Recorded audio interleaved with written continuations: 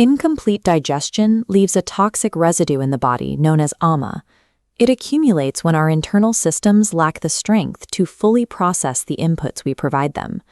Preventing this buildup requires a strategy that stops the residue from forming in the first place.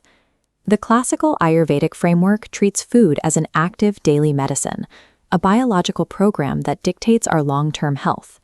Every meal represents a critical juncture, a choice to either accumulate toxicity or cultivate biological balance. Imagine two people eating the same healthy meal. One feels energized and sharp, while the other feels heavy, bloated, and slow. Our health outcomes depend on the unique internal environment receiving the food, rendering the nutritional labels secondary to the state of the person eating it. This concept is the central focus of the Bhavaprakasha. Written by the 16th century physician Bhavaprakasha, this text moves past rare pathologies to meticulously catalog everyday dietary substances and their precise qualities.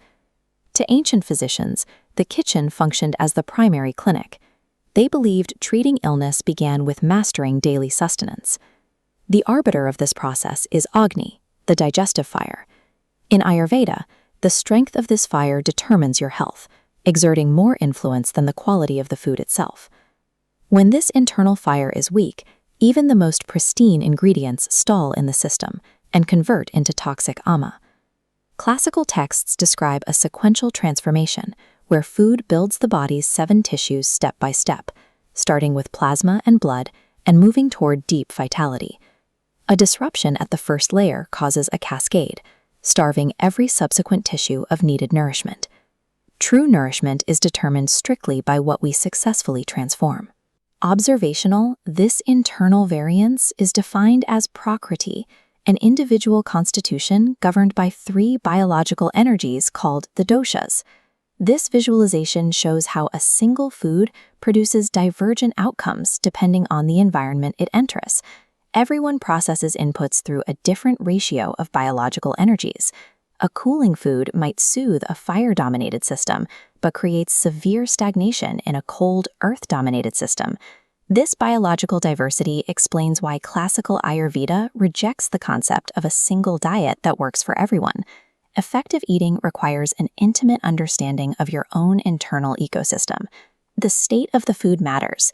Ancient texts prioritize fresh ingredients full of life force, as stale or preserved items place an unnecessary burden on the body. Cooking and spicing serve as a form of pre-digestion, using external heat to reduce the workload on the body's internal fire. Timing is equally vital. The heaviest meal of the day should align with the peak of the sun, when Agni is naturally at its strongest.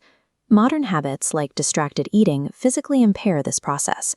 Lack of mental presence prevents the digestive system from reaching the readiness required for transformation. These rituals of how and when we eat provide the structural support that allows what we eat to function as medicine. Modern nutritional science is increasingly moving away from isolated nutrient counting, focusing instead on overall dietary patterns and food quality. Clinical research now clearly links highly processed foods and distracted eating to degraded metabolic function and systemic inflammation. While science aligns with these ideas, Ayurvedic guidelines function as a holistic historical framework and should be viewed alongside personalized modern medical treatment. We can apply these lessons by moving away from calorie tracking and toward observing the body's subtle cues of hunger and fullness. Simply slowing down and being mentally present at the table remains one of the most powerful dietary interventions available. The Bhavaprakasha rests on 3 pillars: food as the foundation, digestion as the process that dictates what that food becomes, and the unique constitution that sets your personal rules. The text's ultimate wisdom lies in the cumulative power of everyday choices. The consistency of what we do over a lifetime often proves more medicinal than any rare intervention.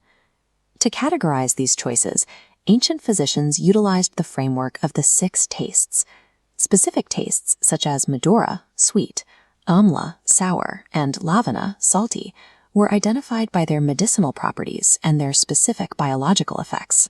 Join us next time for the 6 Tastes of Ayurveda and discover how ancient physicians prescribed medicine using only the tongue.